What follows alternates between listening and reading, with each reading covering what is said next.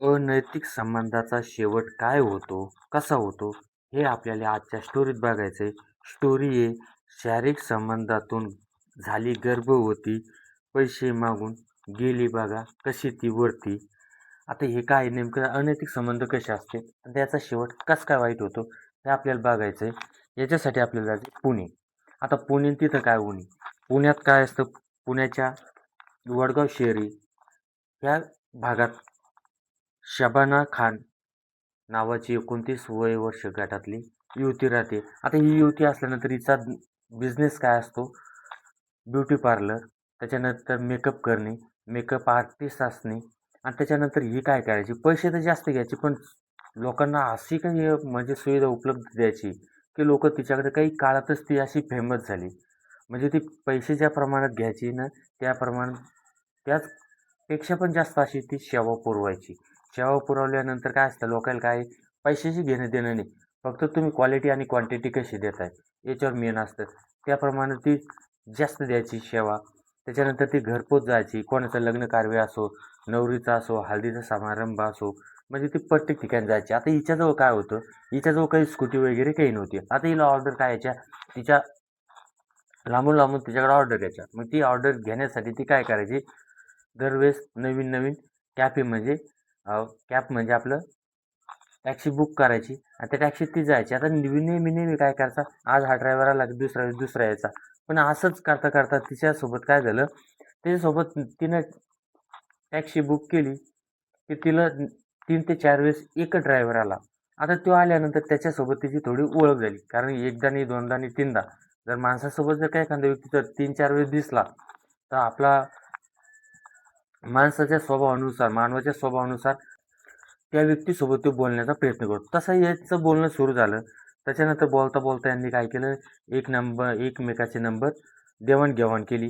आता नंबराची एक्सचेंज झाल्यानंतर यांच्यात काय झालं, समोर गुलू बोलणं सुरू झालं. WhatsAppला बाय सुरू झालं. गुड नाईट, गुड मॉर्निंग सुरू झालं.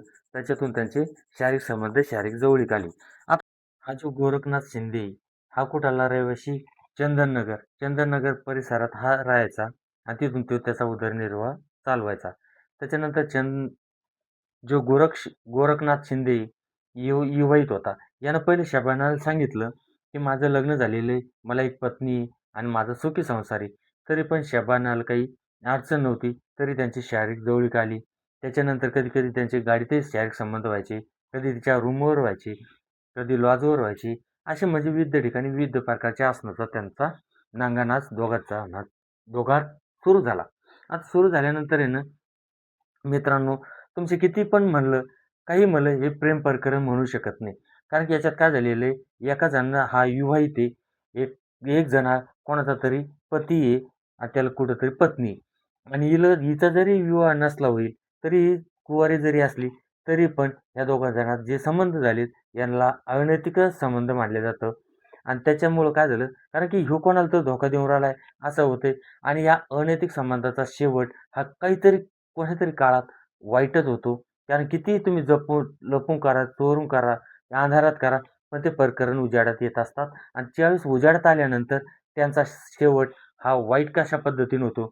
आता यांना काय असतं, ह्या ज्या अनैतिक संबंधात शेवट का वाईट होतो, याचं मेन कारण हे आहे, की कारण कोणतेही अनैतिक संबंध सुरुवातीला जोडल्यानंतर ते गोड वाटतात आणि शेवटलं जसा-जसा वेळ जाईल, काळ जाईल, जसजसे मनं भरत जाईल, त्यावेळेस त्यांना ते नकोसे असतात.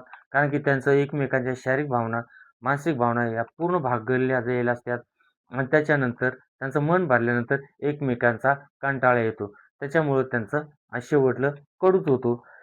आणि ज्या संबंधात सुरुवात कडू असते, शेवट गोड होतो. पण याच्यात काय असतं, हवा-हवासा वाटतो पहिला, मग नंतर तो नको-नकोसा वाटतो. असंच यांच्यात घटना घडत गेल्या. हे दोघं जण जसे शारीरिक आणि मानसिकदृष्ट्या जवळ-जवळ येत गेले, तसेच काही कालांतरानं कसे दूर गेलेत. कारण यांनी काही सिक्युरिटी अशी वापरली नसल्यामुळं. त्याच्यानंतर शबाना खान वय वर्ष 29 ही काय झाली, निसर्गाच्या नियमानुसार गर्भवती झाली. आता गर्भवती झाल्यानंतर हिच्या लक्षात आल्यानंतर हिनं काय केलं, थेट फोन उचलला आणि आपला जो प्रेमी गोरखनाथ शिंदे याला फोन करून सांगितलं, की तुझ्या मी बाळाची आई बनणार बनली म्हणजे मी गर्भवती झाली. आता काय करायचं? या सांगितलं आता हे पाडून टाकू, हे खाली करून टाकू आणि तू खाली कर आणि आपलं जे झालं ते दोघांच्या संमतीनुसार झाले. पण शबाना ह्या ठिकाणी चुकली. तिनं पहिलं सांगितलं, "मी हे पाडणार नाही. तू मला काय कर, तू जसं म्हणतो तसंच करील. फक्त तू मला पैसे दे." आता तुम्हाला एक सांगतो मित्रांनो, जिथं पैशाचा संबंध येतो ना, तिथं संबंध बिघडायला सुरुवात होती. आता हिनं मागितले ₹1,00,000. आता हे काही यानं सांगितलं की मी टॅक्सी चालवूनही ₹1,00,000 होत नाही. घर खर्च कसा चालू?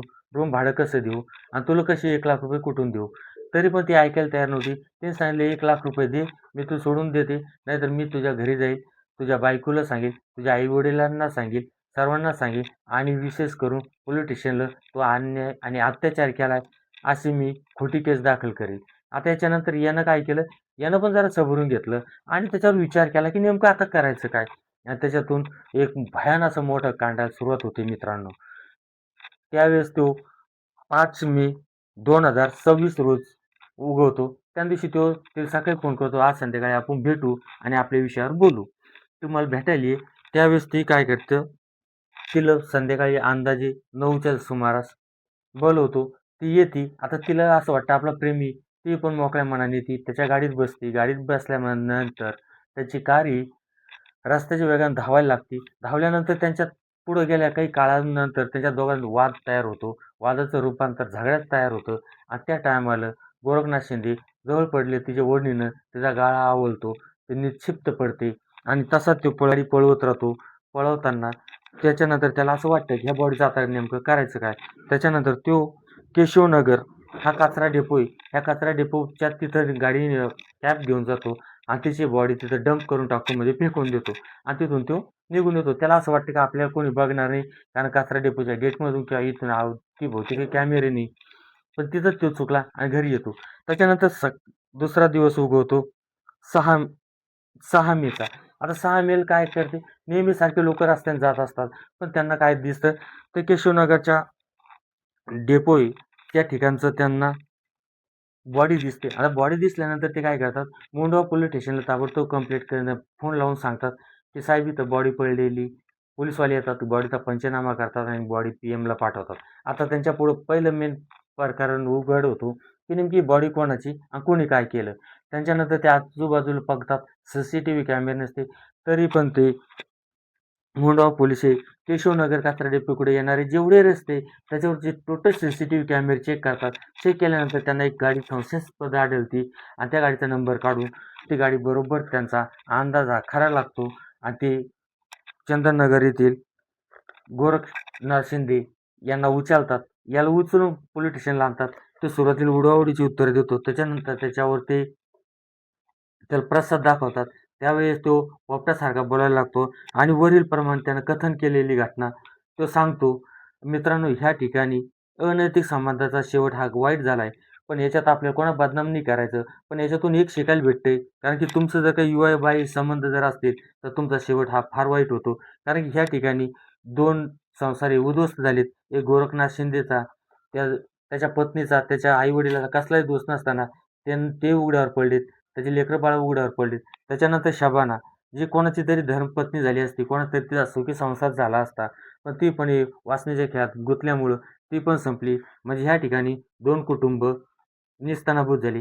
त्याच्यानंतर या शबानाच्या बातमी कळाल्यानंतर शबानाची बहीण पालघर येथील रहिवासी हिनं पोलीस कंप्लेंट दिली आणि माझ्या बहिणीची हत्यारा आहे, या सुट्टा कामा नये. त्याच्यामुळं आता पोलीसवाल्यांनी एफ-आय-आर नोंदलेली सर्व झालेले आणि त्याचा आता PCR सुरू आहे. कारण काही दिवसात त्याची रवानगी जेलमध्ये पण होईल आणि हा आता कमीत कमी 20 ते 25 वर्ष हा सुटणेच नाही. त्याच्यामुळे तुम्ही जेवढे पण दूर राहिल्या जाईल अनैतिक संबंधापासून तेवढे दूर राहा. जय हिंद, जय महाराष्ट्र.